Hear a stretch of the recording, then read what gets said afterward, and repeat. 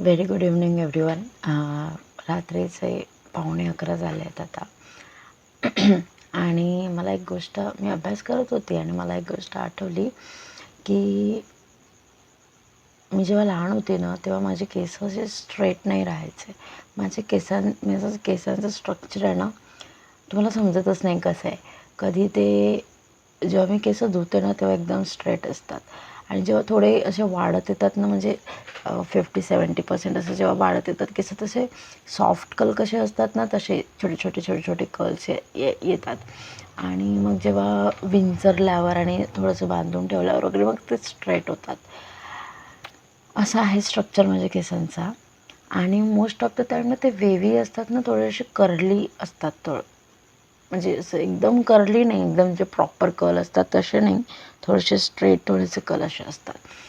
आता हे मी जेव्हा वेणी टाकते ना, तर स्कूलमध्ये जाते तेव्हा मी वेणी टाकून जाते. ते बघा, वेणी सोडल्यावर हे असे कर्ल होतात. आणि हे मी काही केलं नाही आहे माझ्या हाताने.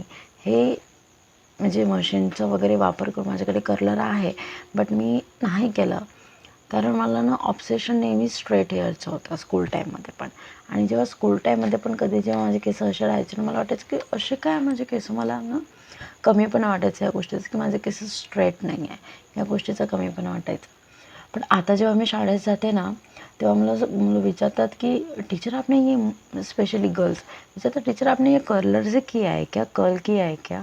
इवन आज माझ्या क्लासचा एक मुलगा पण विचारला की टीचर आपने वो मशीन से किया है क्या इसको ऐसे ऐसे.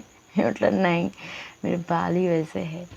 तर ह्याच्यावरून मला काय समजतं ना, की मला असं वाटलं की जनरली ना आपण जे नाही आहे, म्हणजे माझं वेवी कसं आहे, तर मला असं वाटतं की एकदम स्ट्रेट असतं ते किती छान असतं. मला खूप जास्त ऑप्शन आहे स्ट्रेट केसांचं. आणि कधी कधी ते होतातही स्ट्रेट,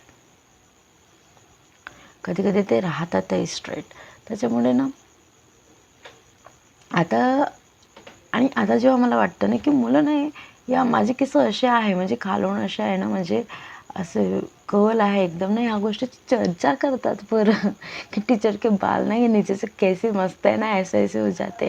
आणि ते विचारतात की मला म्हणजे 2-3 क्लासच्या मुलांनी मला असं ऐकायला आली गोष्ट की टीचर के बाल नीचे से कितने मस्त आहे ना, ऐसे ऐसे है. तर असं आहे, जे आपल्याला नाही आवडत ना, ते कोणाला तरी चांगलं वाटतं.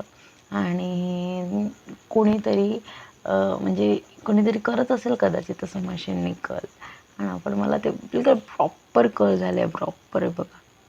असं चांगलं मधात असं स्पेस आहे, आपण एक फिंगर असं टाकू शकतो. असं प्रॉपर कर्ल झालं आहे, जसं मशीननी करतो आपण सॉफ्ट कर्ल. येस, जो थिकनेस आहे कमी झाला आहे केसांचा, but I am working on it.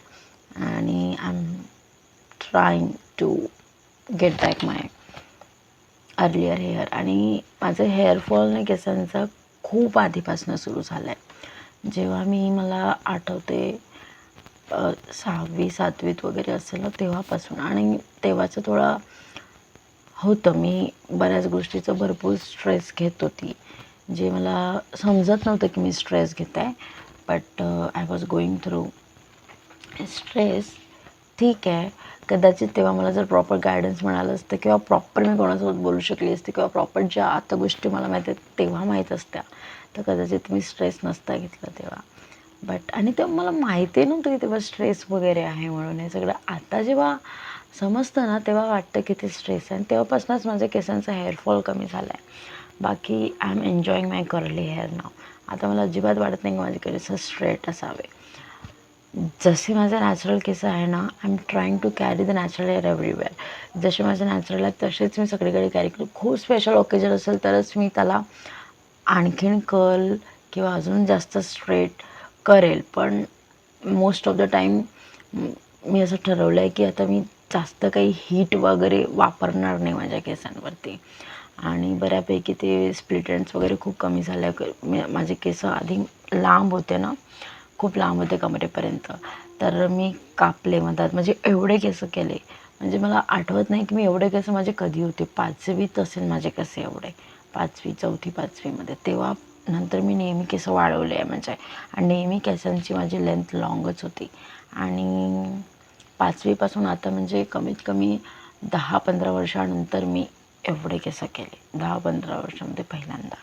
आणि त्याच्यापासून आता एवढे वाढले आहे, हळूहळू वाढेल.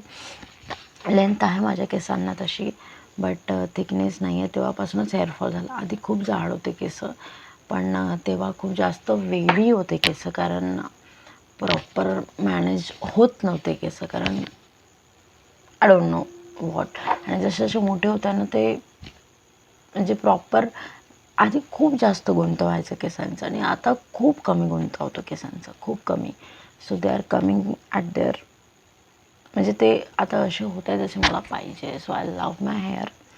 अँड मला वाटतं की माझे केस बेस्ट आहे आता वाटतं मला. आधी मी खूप हे केलं त्या गोष्टीला, अंडर एस्टिमेट केलं जे माझ्याकडे ऑलरेडी आहे. So yes, don't under estimate what you have.